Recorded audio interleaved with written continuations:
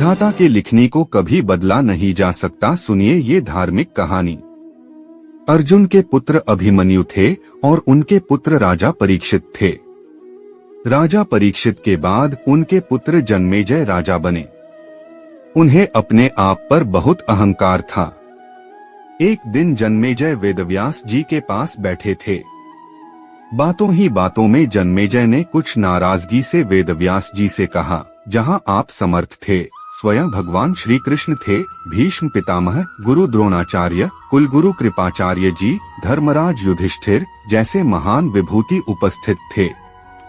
उसके पश्चात भी आप सब इतने बड़े महाभारत के युद्ध को होने से नहीं रोक पाए और देखते देखते अपार जनधन की हानि हो गई। यदि मैं उस समय वहां रहा होता तो अपने पुरुषार्थ से इस विनाश को होने से बचा लेता। अहंकार से भरे जन्मेजय के शब्द सुनकर भी व्यास जी शांत रहे। उन्होंने शांति से कहा, पुत्र तुम अपने पूर्वजों की क्षमता पर शंका न करो। यह विधि द्वारा निश्चित था, जो बदला नहीं जा सकता था।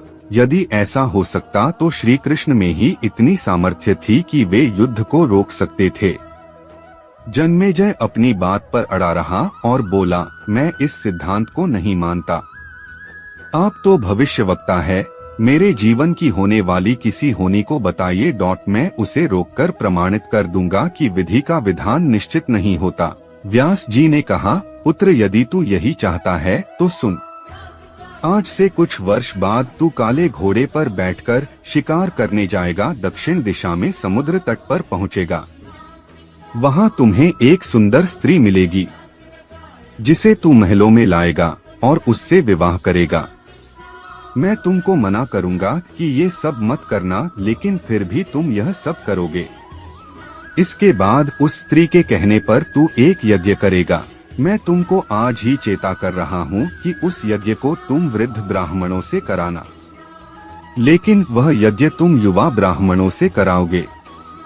और जन्मेजय ने हंसते हुए व्यास जी की बात काटते हुए कहा कि मैं आज के बाद काले घोड़े पर ही नहीं बैठूंगा, तो ये सब घटनाएं घटित ही नहीं होगी।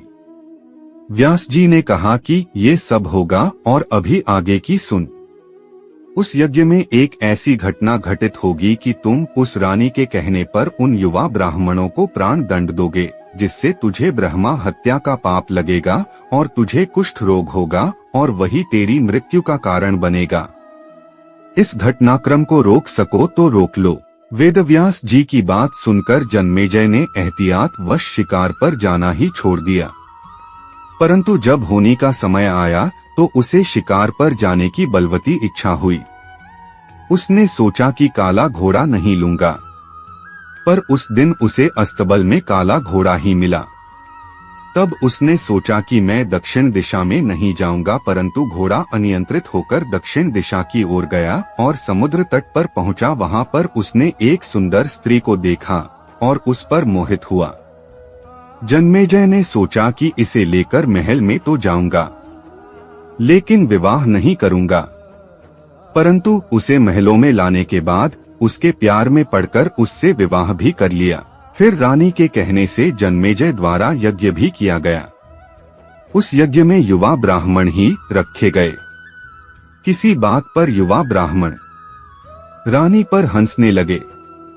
रानी क्रोधित हो गई और रानी के कहने पर राजा जन्मेजय ने उन्हें प्राण दंड की सजा दे दी। फलस्वरूप उसे कोढ़ हो गया। अब जन्मेजय घबरा गया और तुरंत व्यास जी के पास पहुंचा और उनसे जीवन बचाने के लिए प्रार्थना करने लगा।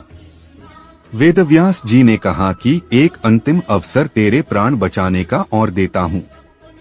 मैं तुझे महाभारत में हुई घटना का श्रवण कराऊंगा, जिसे तुझे श्रद्धा एवं विश्वास के साथ सुनना है। इससे तेरा कोढ़ मिटता जाएगा।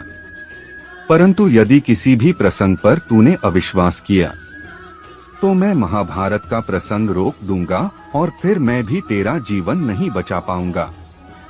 याद रखना, अब तेरे पास यह अंतिम अवसर है।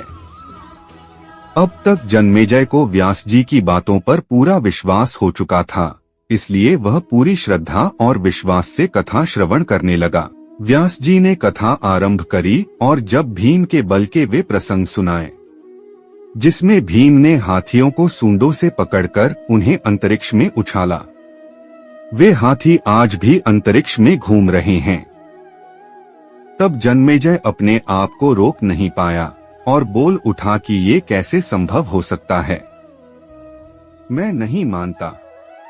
व्यास जी ने महाभारत का प्रसंग रोक दिया और कहा कि पुत्र, मैंने तुझे कितना समझाया कि अविश्वास मत करना, परंतु तुम अपने स्वभाव को नियंत्रित नहीं कर पाए, क्योंकि यह होनी द्वारा निश्चित था। फिर व्यास जी ने अपनी मंत्र शक्ति से आवाहन किया और वे हाथी पृथ्वी की आकर्षण शक्ति में आकर नीचे गिरने लगे।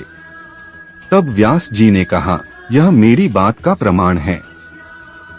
जितनी मात्रा में जन्मेजय ने श्रद्धा विश्वास से कथा श्रवण की, उतनी मात्रा में वह उस कुष्ठ रोग से मुक्त हुआ, परंतु एक बिंदु रह गया और वही उसकी मृत्यु का कारण बना।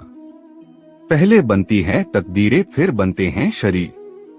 कर्म हमारे हाथ में है, लेकिन उसका फल हमारे हाथों में नहीं है। गीता के 11वें अध्याय के 33वें श्लोक में श्री कृष्ण अर्जुन से कहते हैं, उठ खड़ा हो और अपने कार्य द्वारा यश प्राप्त कर। जिनके बारे में तू चिंतित हो रहा है, यह सब तो मेरे द्वारा पहले ही मारे जा चुके हैं, तू तो केवल निमित्त बना है। होनी को टाला नहीं जा सकता, लेकिन नेक कर्म व ईश्वर नाम जाप करने से उससे हानि कम होती है। तो ये थी हमारी आज की वीडियो। अगर आपको यह वीडियो अच्छी लगी तो इसे जरूर लाइक करें, चैनल को सब्सक्राइब करें, वीडियो को शेयर करें और कमेंट में जय श्री राम जरूर लिखें। धन्यवाद। जय श्री राम।